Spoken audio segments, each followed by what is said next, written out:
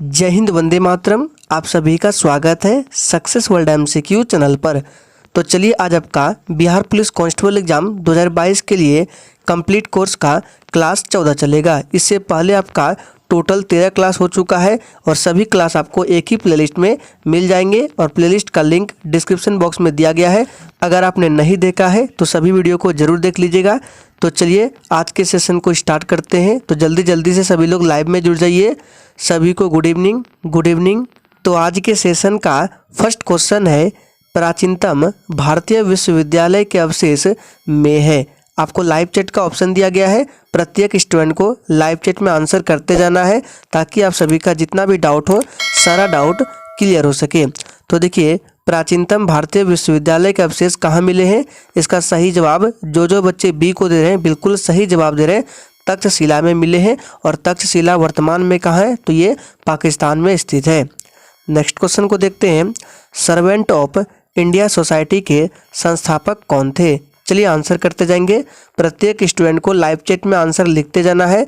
Answer लिखने से आपको प्रश्न ज़्यादा दिन तक याद रहते हैं।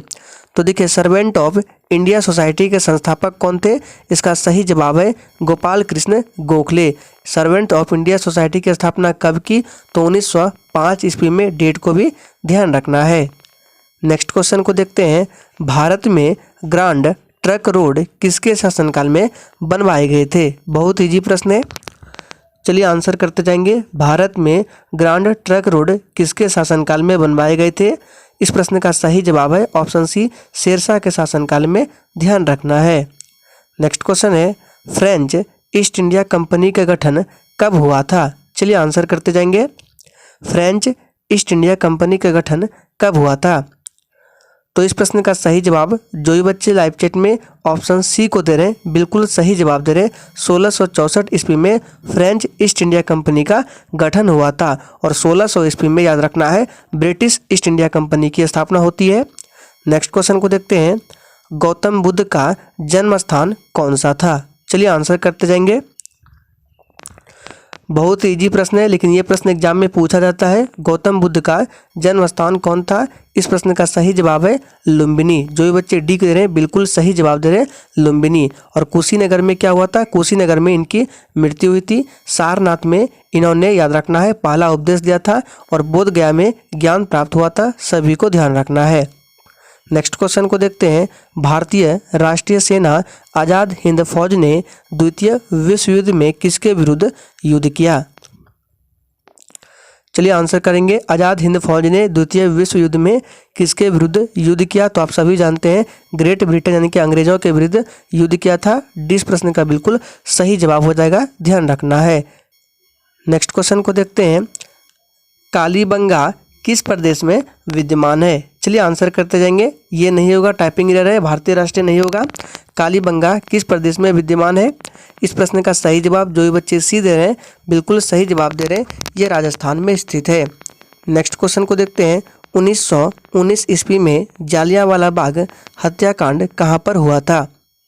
चलिए आंसर करते जाएंगे। आपको जालियांवाला बाग हत्याकांड का पूरा डेट याद रखना है, पूछा जाता है एग्जाम में। 13 अप्रैल 1919 याद रखना है। और ये कहाँ हुआ था, तो पंजाब के अमृतसर में। ऑप्शन इस प्रश्न का बिल्कुल सही जवाब हो जाएगा। नेक्स्ट क्वेश्चन देखते हैं, स्वराज मेरा जन्मसिद्ध अधिकार है और इसे मैं लेकर रहूँगा, ये किसने कहा।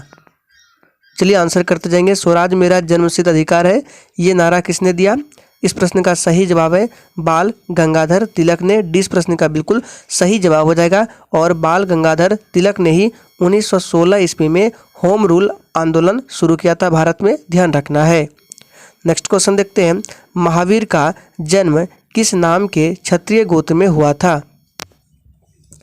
चलिए आंसर करते जाएंगे। महावीर का जन्म किस नाम के क्षत्रिय गोत्र में हुआ था। इस प्रश्न का सही जवाब है ज्ञात्रिक। 20 प्रश्न का बिल्कुल सही जवाब है। जन्म कब हुआ था, तो 540 ईसा पूर्व में इनका जन्म हुआ था। और महावीर स्वामी जो है, ये जैन धर्म के 24वें एवं अंतिम तीर्थंकर है, ध्यान रखना है। जैन धर्म के प्रथम तीर्थंकर कौन है, तो ऋषभ देव जो है, ये जैन धर्म के प्रथम तीर्थंकर है और अंतिम महावीर स्वामी है। नेक्स्ट क्वेश्चन देखते हैं, कांग्रेस ने भारत छोड़ो आंदोलन का प्रस्ताव किस वर्ष पारित किया। चलिए फटाफट से आंसर करते जाएंगे। तो देखिए, कांग्रेस ने भारत छोड़ो आंदोलन का प्रस्ताव वर्ष 1942 ईस्वी में पारित किया था और इसी भारत छोड़ो आंदोलन में महात्मा गांधी ने करो या मरो का नारा दिया था। पूछा जाता है एग्जाम में कि करो या मरो का नारा महात्मा गांधी ने किस आंदोलन में दिया था, तो भारत छोड़ो आंदोलन में। नेक्स्ट क्वेश्चन को देखते हैं। फ्रांस की क्रांति के समय वहाँ का राजा कौन था? आपको डेट को भी याद रखना है कि फ्रांस की क्रांति कब हुई थी, तो 1789 ईस्वी में। और उस समय वहाँ का राजा कौन था? तो लुई 16वां था। बिल्कुल सही जवाब दे रहे हैं, लुई 16वां था। 20 प्रश्न का बिल्कुल सही जवाब है। नेक्स्ट क्वेश्चन देखते हैं। भारत में सबसे घनी जनसंख्या किस राज्य में मिलती है? चलिए आंसर करते जाएंगे। भारत में सबसे घनी जनसंख्या किस राज्य में मिलती है? तो आप सभी जानते हैं अपना बिहार। ऑप्शन 20 प्रश्न का बिल्कुल सही जवाब हो जाएगा। और उत्तर प्रदेश जो है ये 2011 की जनगणना के अनुसार सबसे अधिक जनसंख्या वाला राज्य है, ध्यान रखना है। और सबसे कम जनसंख्या वाला राज्य कौन है? आंसर आप लोग कमेंट बॉक्स में देंगे। कितने बच्चे आंसर करते हैं देखते हैं। सबसे कम जनसंख्या वाला राज्य बताना है। नेक्स्ट क्वेश्चन है, सामान्य आपदाओं को कितने वर्गों में बांटा गया है? चलिए आंसर करते जाएंगे। सामान्य आपदाओं को कितने वर्गों में बांटा गया है? तो 2 वर्गों में बांटा गया है। ऑप्शन बी बिल्कुल सही जवाब दे रहे हैं आप लोग। 2 वर्गों में बांटा गया है, एक प्राकृतिक आपदा और दूसरा मानव जनित आपदा। नेक्स्ट क्वेश्चन देखते हैं। अजंता और एलोरा की गुफाएं किस राज्य में स्थित है? चलिए आंसर करते जाएंगे। अजंता और एलोरा की गुफाएं किस राज्य में स्थित है? तो आप सभी जानते हैं ये महाराष्ट्र राज्य में स्थित है। 20 प्रश्न का बिल्कुल सही जवाब हो जाएगा। आपके एग्जाम के लिए ये प्रश्न इंपॉर्टेंट रहेगा। नेक्स्ट क्वेश्चन देखते हैं। निम्नलिखित में से कौन सा नवीकरणीय ऊर्जा संसाधन नहीं है? चलिए, निम्नलिखित में से कौन सा नवीकरणीय ऊर्जा संसाधन नहीं है? तो देखिए, जल जो है ये नवीकरणीय है, वायु भी है, सौर भी है, लेकिन कोयला ये नवीकरणीय नहीं है, ये अनवीकरणीय ऊर्जा का संसाधन है, ध्यान रखना है। नेक्स्ट क्वेश्चन देखते हैं। कपास की पैदावार में अच्छी होती है, यानी कि कपास की खेती जो है ये किस मिट्टी में सबसे अच्छी होती है? तो देखिए, ये प्रश्न आपके एग्जाम के लिए इंपॉर्टेंट है। इसका सही जवाब जो भी बच्चे ए दे रहे हैं बिल्कुल सही जवाब दे रहे हैं, काली मिट्टी में। इसलिए काली मिट्टी को काली कपासी मिट्टी भी बोला जाता है। काली मिट्टी को अन्य रेगुर मृदा भी बोला जाता है, ध्यान रखना है। आपको एग्जाम में कभी कभी ऑप्शन में रेगुर मृदा भी मिल सकता है, तो दोनों को ध्यान रखना है। काली मिट्टी का ही दूसरा नाम है रेगुर मृदा। नेक्स्ट क्वेश्चन को देखते हैं। बांदीपुर वन्य जीव अभयारण्य में स्थित है। ये प्रश्न आपके एग्जाम्स के लिए मोस्ट इंपॉर्टेंट रहेगा, इस पर स्टार लगा रहे हैं। बांदीपुर वन्य जीव अभयारण्य में स्थित है, तो ये कर्नाटक में स्थित है। ऑप्शन सी इस प्रश्न का बिल्कुल सही जवाब हो जाएगा, कर्नाटक में स्थित है। नेक्स्ट क्वेश्चन को देखते हैं। समुद्र की गहराई खाली स्थान द्वारा मालूम की जा सकती है। चलिए आंसर करते जाएंगे। समुद्र की गहराई किसके द्वारा मालूम की जा सकती है? तो इसका सही जवाब जो भी बच्चे ए दे रहे हैं बिल्कुल सही जवाब दे रहे हैं, सोनार के द्वारा पता लगाया जाता है समुद्र की गहराई का। नेक्स्ट क्वेश्चन को देखते हैं। भारत के निजी क्षेत्र में सबसे बड़े विद्युत परियोजना कहाँ स्थित है? मोस्ट इंपॉर्टेंट प्रश्न है। चलिए आंसर करते जाएंगे। भारत के निजी क्षेत्र में सबसे बड़े विद्युत परियोजना कहाँ स्थित है? तो ये दाभोल महाराष्ट्र में स्थित है। ऑप्शन डी इस प्रश्न का बिल्कुल सही जवाब हो जाएगा। और जितने भी स्टूडेंट चैनल पर पहली बार आए हैं उनको बता दें, बिहार पुलिस कांस्टेबल एग्जाम के लिए डेली रात 8 बजे इस चैनल पर प्रैक्टिस सेट चलता है। तो अगर आप करना चाहते हैं तो चैनल को सब्सक्राइब कर ले और साथ में बेल आइकन को जरूर प्रेस कर ले, ताकि आपसे एक भी इम्पोर्टेंट सेशन मिस ना हो। नेक्स्ट क्वेश्चन को देखते हैं। पशु और पौधों की जाति में सबसे बड़ी विविधता कहाँ पाई जाती है? चलिए आंसर करते जाएंगे। ये सभी प्रश्न मोस्ट इंपॉर्टेंट और सिलेक्टेड है, बिल्कुल आपके सिलेबस पर आधारित है सभी प्रश्न। तो देखिए, पशु और पौधों की जाति में सबसे बड़ी विविधता जो है ये कहाँ पाई जाती है? तो उष्ण कटिबंधीय आर्द्र वनों में। यहाँ पे आर्द्र छूट गया है, ऑप्शन 20 प्रश्न का बिल्कुल सही जवाब हो जाएगा। उष्ण कटिबंधीय आर्द्र वनों में ध्यान रखना है, पूछा जाता है। नेक्स्ट क्वेश्चन देखिए। वायुमंडल के ऊपरी भाग में ओजोन परत हमारी रक्षा किससे करती है? चलिए आंसर करते जाएंगे। वायुमंडल के ऊपरी भाग में ओजोन परत हमारी रक्षा किससे करती है? तो पराबैंगनी विकिरण से। ऑप्शन सी बिल्कुल सही जवाब हो जाएगा। और देखिए आपसे कभी कभी एग्जाम में पूछा जाता है कि विश्व ओजोन दिवस कब मनाया जाता है? तो 16 सितंबर को प्रत्येक वर्ष मनाया जाता है, ध्यान रखना है। और ओजोन का जो फार्मूला होता है ये O3 होता है, इनको भी ध्यान रखना है। नेक्स्ट क्वेश्चन को देखते हैं। भारतीय संविधान नागरिकों को कितने प्रकार के मौलिक अधिकार प्रदान करता है? चलिए आंसर करते जाएंगे। चलिए तो देखिए भारतीय संविधान नागरिकों को कितने प्रकार के मौलिक अधिकार प्रदान करता है? तो 6 प्रकार के, याद रखना है। सी बिल्कुल सही जवाब हो जाएगा। और भारतीय संविधान में मौलिक अधिकार किस देश के संविधान से लिया गया है? तो USA यानी कि अमेरिका देश के संविधान से लिया गया है। और इसे किस भाग में रखा गया है? तो याद रखना है भाग 3। और अनुच्छेद की बात करें तो 12 से 35 तक में मौलिक अधिकार का वर्णन किया गया है, ध्यान रखना है। और एक आपका पूछा जाता है मौलिक कर्तव्य, तो मौलिक कर्तव्य टोटल 11 है और इसे रूस देश के संविधान से लिया गया है। सभी पॉइंट्स को याद रखना है। नेक्स्ट क्वेश्चन को देखते हैं। निम्नलिखित में से संविधान सभा की संघ संविधान समिति का अध्यक्ष कौन था? चलिए आंसर करते जाएंगे।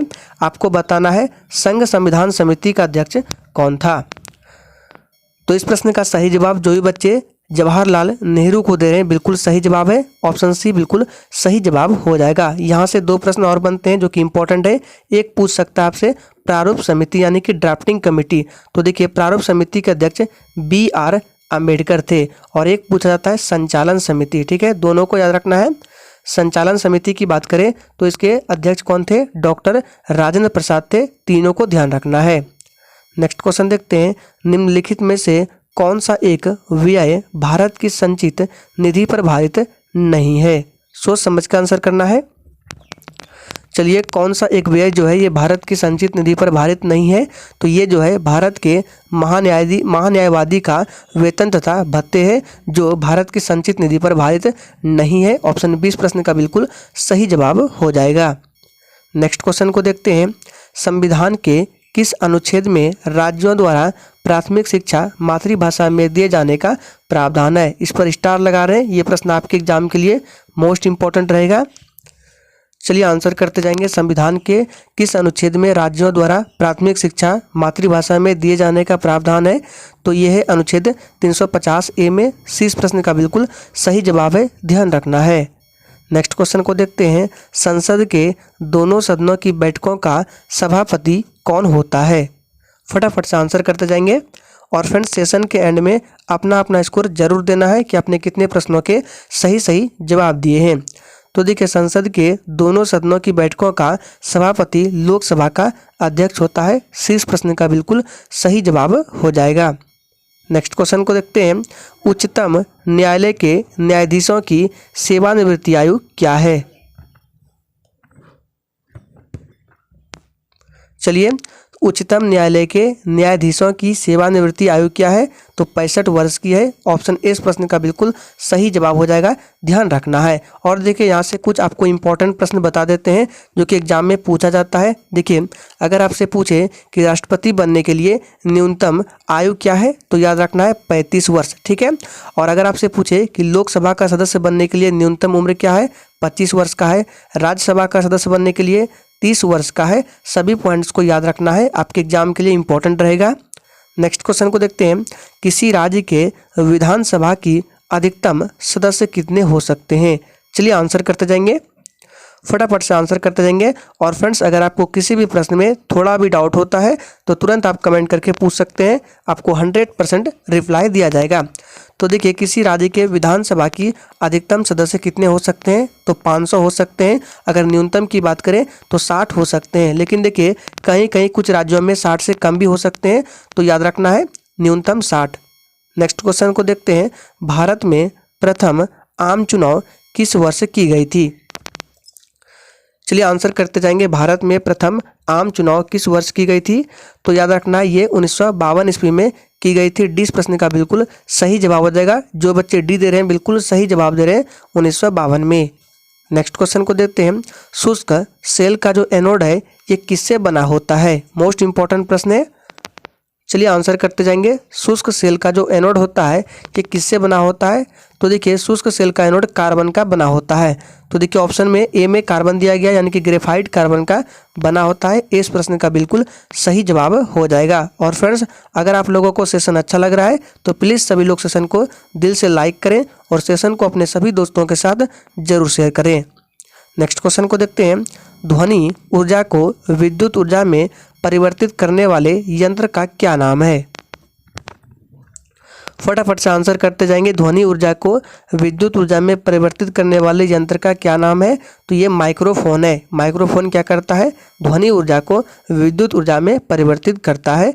इस प्रश्न का बिल्कुल सही जवाब हो जाएगा। नेक्स्ट क्वेश्चन को देखते हैं। एक सामान्य नेत्र के लिए स्पष्ट दृष्टि की न्यूनतम दूरी क्या है?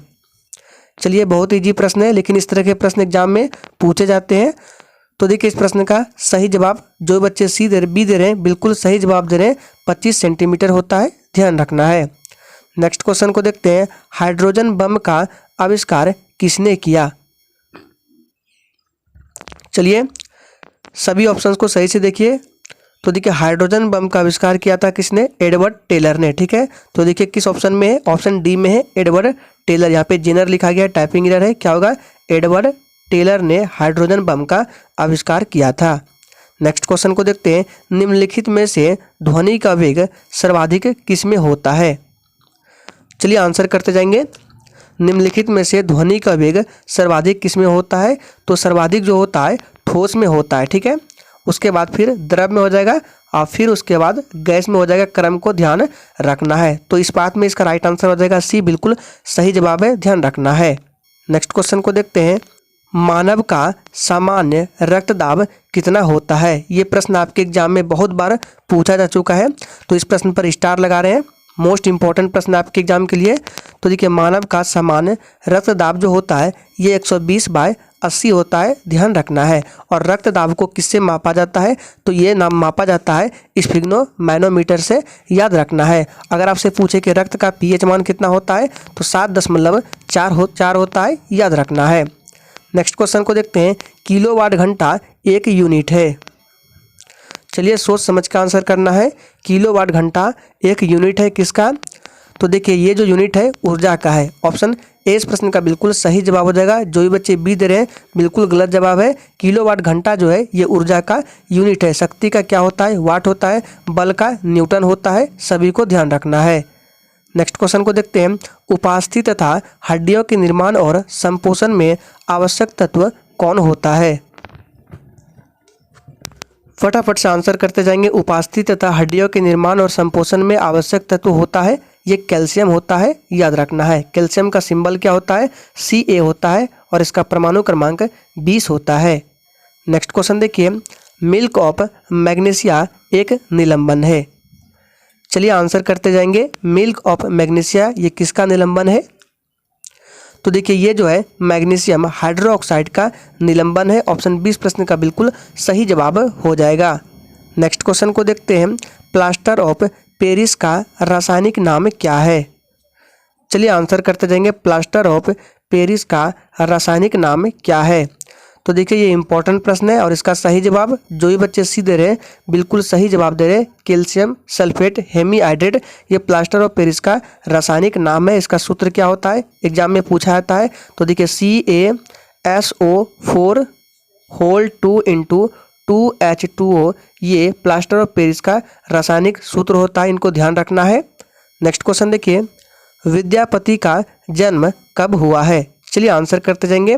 यहाँ से अब आपके हिंदी के प्रश्न स्टार्ट हो रहे हैं और हिंदी के जितने भी प्रश्न कराए जाएंगे सभी आपके एग्जाम के लिए इंपॉर्टेंट रहेगा। तो देखिए विद्यापति का जो जन्म है ये 1380 ईस्वी में हुआ था। इस प्रश्न का बिल्कुल सही जवाब हो जाएगा। देखिए गूगल में अगर टाइप कीजिएगा तो वहाँ कुछ और दिखाई देगा जो कि गलत है। इसका एग्जैक्ट जो राइट आंसर है 1380 होगा, इसको ध्यान रखना है। नेक्स्ट क्वेश्चन देखिए। पुरुष परीक्षा ये किनकी रचना है? चलिए आंसर करते जाएंगे। पुरुष परीक्षा ये किनकी रचना है? तो ये जो रचना है विद्यापति की रचना है। डी प्रश्न का बिल्कुल सही जवाब हो जाएगा, ध्यान रखना है। नेक्स्ट क्वेश्चन देखिए। सूरदास के दीक्षा गुरु कौन है? मोस्ट इंपॉर्टेंट और VVI प्रश्न आपके एग्जाम के लिए। चलिए आंसर करते जाएंगे। सूरदास के दीक्षा गुरु कौन है? तो देखिए इस प्रश्न का सही जवाब हो जाएगा ऑप्शन सी दोनों, यानी कि वल्लभाचार्य और विट्ठल दास ये दोनों सूरदास के दीक्षा गुरु है। सी इस प्रश्न का बिल्कुल सही जवाब है।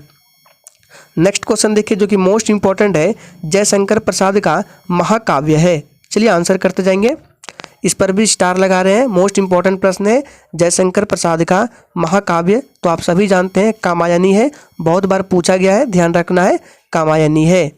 नेक्स्ट क्वेश्चन देखिए, झंकार शीर्षक कविता के कवि कौन है। चलिए आंसर करते जाएंगे, झंकार शीर्षक कविता के कवि कौन है। इस प्रश्न का सही जवाब हो जाएगा मैथिली शरण गुप्त है। इस प्रश्न का बिल्कुल सही जवाब हो जाएगा, ध्यान रखना है। तो देखिए 41 से 45 तक ये सभी आपके हिंदी के प्रश्न थे। अब यहाँ से आपके हिंदी ग्रामर के प्रश्न स्टार्ट हो रहे हैं। लाभ का विग्रह क्या होगा, यानी कि लाभालाभ का विग्रह क्या होगा। चलिए आंसर करते जाएंगे, लाभालाभ का विग्रह क्या होगा। तो देखिए लाभालाभ का विग्रह होगा लाभ या अलाभ, याद रखना है। सी इस प्रश्न का बिल्कुल सही जवाब है लाभ या अलाभ। नेक्स्ट क्वेश्चन देखिए, बाहर कौन सा लिंग है, यानी कि स्त्रीलिंग है या पुल्लिंग है या उभयलिंग है। या बाहर नहीं है, बाहर है। तो देखिए बाहर जो है ये स्त्रीलिंग होता है, ऑप्शन ए बिल्कुल सही जवाब हो जाएगा। नेक्स्ट क्वेश्चन देखिए, क्रिया के कितने भेद हैं। सोच समझ का आंसर करना है। क्रिया के कितने भेद हैं, तो देखिए क्रिया के 2 भेद होते हैं, एक आपका सकर्मक है और दूसरा अकर्मक है। नेक्स्ट क्वेश्चन देखिए, भाई बहन में कौन सा समास है। बहुत इजी प्रश्न है। देखिए भाई और बहन इस तरह से लिखा रहता है, भाई बीच में हाइफन रहता है, उसके बाद बहन। तो देखिए जिस भी शब्द में ऐसा लिखा रहेगा भाई बीच में हाइफन बहन, तो ये प्रायः कौन सा समास होता है, द्वंद्व समास होता है। डी इस प्रश्न का बिल्कुल सही जवाब हो जाएगा द्वंद्व समास। नेक्स्ट क्वेश्चन है, बसंत का तत्सम क्या होगा। चलिए आंसर करते जाएंगे। आज के सेशन का आखिरी प्रश्न है, बसंत का तत्सम क्या होगा। तो बसंत का तत्सम जो होगा ये वसंत होगा, ऑप्शन डी बिल्कुल सही जवाब हो जाएगा। तो आज के सेशन में आपको टोटल 50 मोस्ट इंपॉर्टेंट प्रश्न कराया गया। अगर आपको सेशन अच्छा लगा तो सेशन को लाइक जरूर कीजिएगा। तो चलिए कल फिर रात 8 बजे मिलते हैं नेक्स्ट क्लास के साथ, तब तक के लिए जय हिंद।